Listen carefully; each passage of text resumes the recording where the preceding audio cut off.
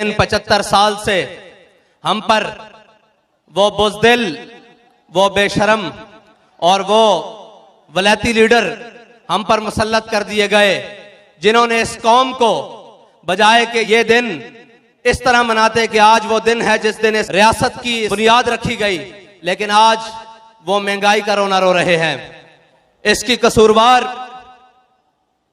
तकरीबन हम खुद भी हैं और हमारे वो लोग जिन्होंने हमेशा छोटी और बड़ी बुराई की तकसीम की कि ये छोटी बुराई है, ये बड़ी बुराई है।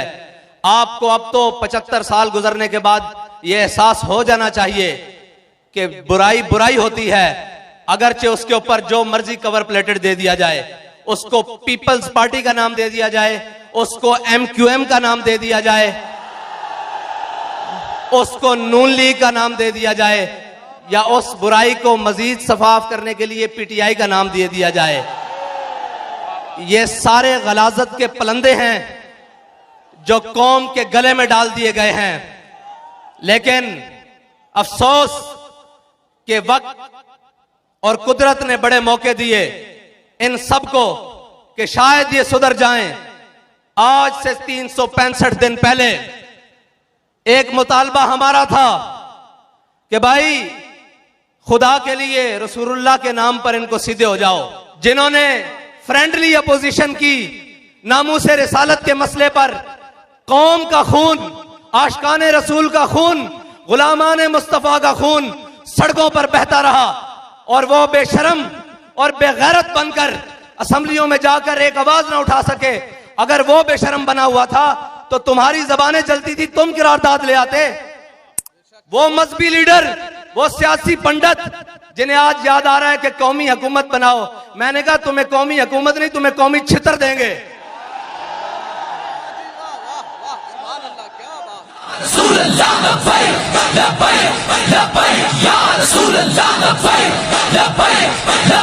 कि तुमने 3 साल इस मुल्क की बुनियादों के साथ खेला गया। इस मुल्क में FATF जैसे लाइन कवानीन पास हुए इस असेंबली से, तुम्हारे जबड़े से जबान बाहर ना आई।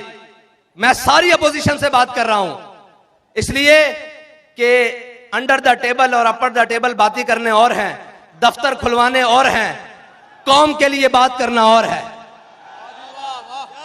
इस्लामाबाद से लेकर कराची जाना और फिर खुद कांपते हुए वापस आना, ये और है।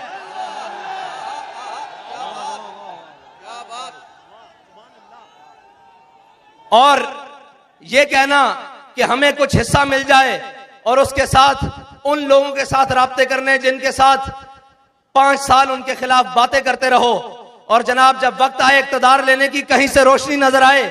रोशनी क्या, जो कौम के भेड़िए हैं उनके लिए तो इक्तदार भी अंधेरा है, अंधेरा है इक्तदार। उन कौम के भेड़ियों को जरा लो नजर आए। इसी कौम ने तारीख की महंगी तरीन चीनी खरीदी, तुम कोई बात ना कर सके। इसी कौम ने अपने सामने FATF के कवानीन पास होते देखे और अपोजिशन खामोश रही, कोई बात नहीं की। अपोजिशन ने फ्रेंडली माहौल रखा। इन्हीं के सामने जनाब पूरी कौम महंगाई की चक्की में पिस कर रह गई, अपोजिशन पूरी खामोश रही। लेकिन जैसे ही इक्तदार की लच्छा नजर आना शुरू हुआ तो सबसे पहले गीदड़ की तरह मैदान में आ गए। मैं तुम्हें बरसरे मिंबर ये खड़ा होकर कह रहा हूं, पूरी कौम तमाम पार्टीज के ऊपर अदम एतमाद कर चुकी है। पूरी कौम इनकी सियासत के ऊपर, इनकी तर्ज हुकूमत के ऊपर और इनके मुनाफिकाना रवैया के ऊपर अदम एतमाद कर चुकी है। अब रही बात इलेक्शन की, तो तुम इलेक्शन की तैयारियां कर रहे हो, हम पहले तैयार हैं, मैदान में बैठे हुए हैं।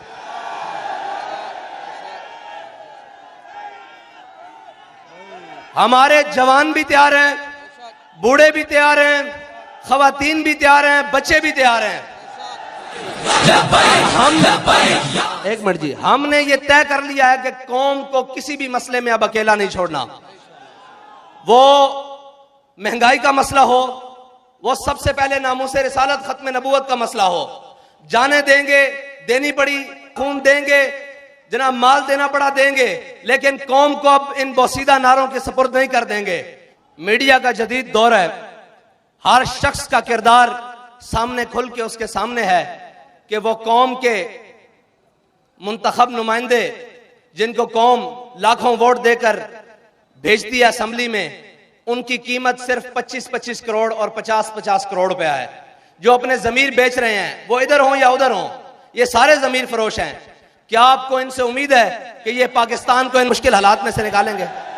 और जमीर फरोश भी हैं, कश्मीर फरोश भी हैं और हमशीर फरोश भी हैं।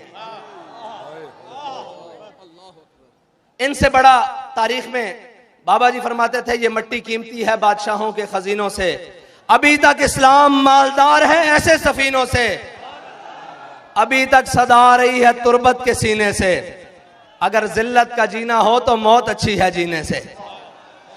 याद रखना, कौमों के उरूज जवाल का म्यार हमेशा कौमों का किरदार और कौम के रहनुमाओं का किरदार होता है।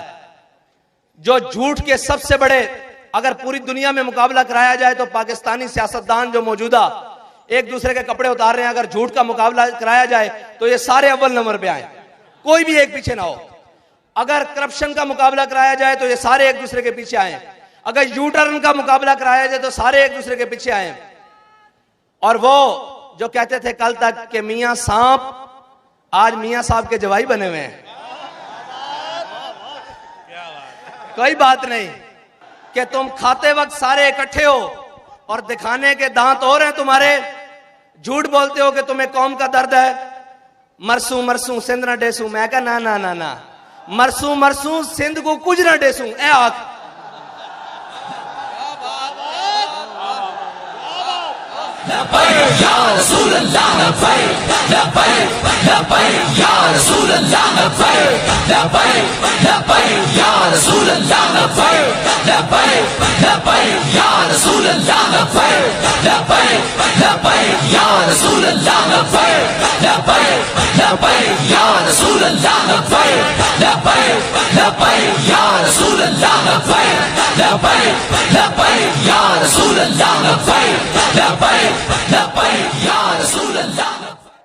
शर्म नहीं आती?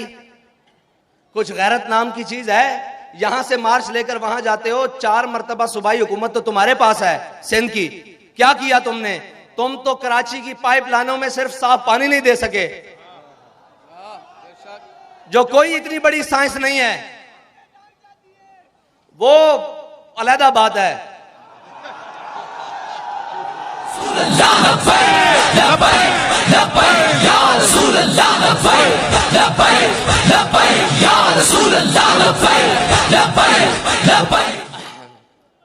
और यहां से वहां जाकर कहते हो जो तुम्हारी जिम्मेदारी थी, क्या तुमने कौम को वो जरूरियात पूरी की हैं?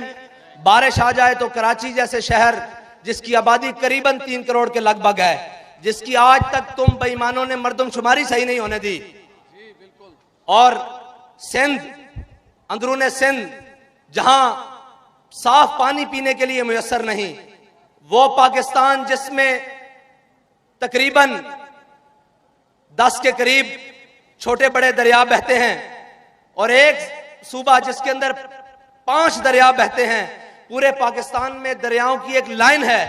उस मुल्क के वासियों को अगर साफ पानी ना मिले तो क्या तुम्हें डूब मरने का मकाम नहीं हासिल? और तुम यहां से वहां मार्च लेकर जाते हो, महंगाई का रोना रोते हो। क्या तुमने सिंध में दूध की नहरें बहा दी हैं? क्या तुमने सिंध के वासियों को उनके जीने का हक दे दिया है? क्या कराची के मसाइल हल हो चुके हैं? सबसे बड़े लैंड माफिया तुम खुद हो, सबसे बड़े बत्ताखोर तुम खुद हो, सबसे बड़े सिंध के कराची के डाकू तुम खुद हो। ये जितने डकैतों का सरगना हो, जितना उनका जनाब चलता है नजम, उस सब के सरबराह तुम खुद हो और तुम्हारा बाप है। और हमसे तवक्को करते हैं कि कहीं सीट एडजस्टमेंट हो जाएगी। मैंने कहा आपके लिए हमने सिर्फ लिटर एडजस्टमेंट रखी हुई है, तो सबसे बड़े डाकू जरदारी को बिठा लो। अच्छा, उससे बड़ा चोर बाहर से इंपोर्ट करके बुला लो, नवाज शरीफ, उसको बिठा लो, वो कहेगा मुझसे दयानतदार कोई नहीं है।